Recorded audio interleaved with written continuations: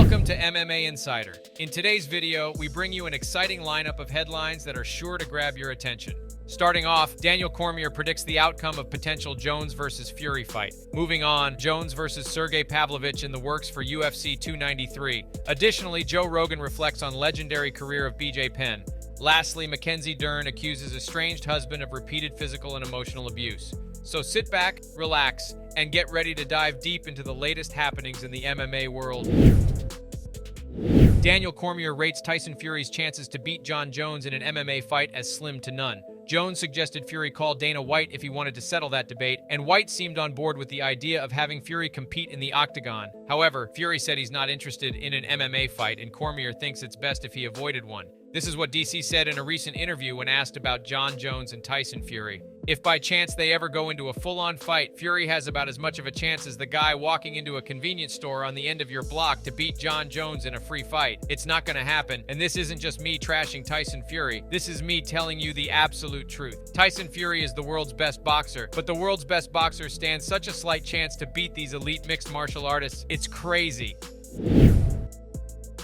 Chael Sonnen has heard rumors of an interesting main event for UFC 293 in Australia. Initially, there were expectations that Israel Adesanya, the middleweight champion, would defend his title against the winner of a fight between Robert Whittaker and Du Plessis. However, according to Sonnen, he suggests that the winner of that fight may not be ready for the main event. As a result, he has heard that the new main event will feature Jon Jones, the heavyweight champion, defending his title for the first time against Sergey Pavlovich. This matchup comes as a surprise since it was widely anticipated that Jones would face Miocic.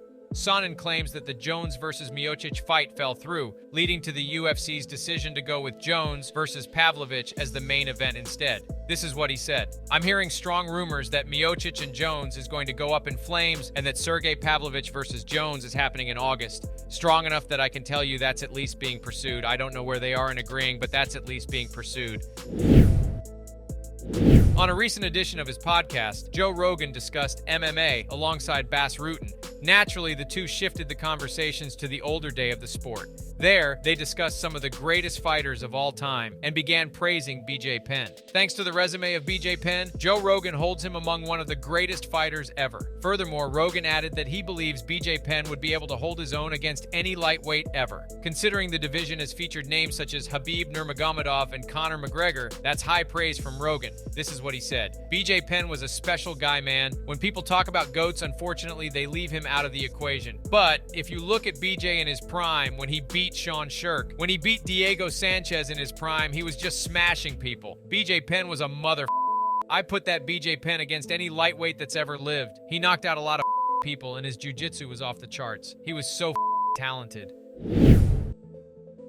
Mackenzie Dern has accused her estranged husband Wesley Santos of abuse. Dern has accused Santos of repeated physical and emotional abuse. She said that he slammed a door on her leg and dragged her through the house, and even filed a domestic violence restraining order. Additionally, she claimed that he threw her phone, water bottles, pillows, and bedding while harassing and intimidating her verbally. Dern also said that police responded to the alleged incident, but she didn't file a report. Santos has also responded to the claims, noting that he himself was abused and that legal proceedings are ongoing. This is what she said about the incident.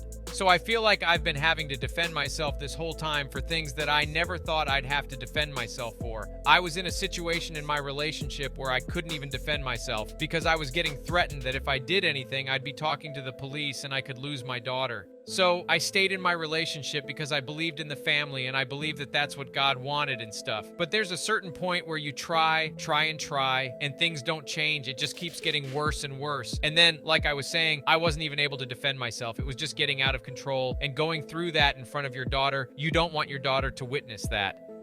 That's it for today's edition of MMA Insider.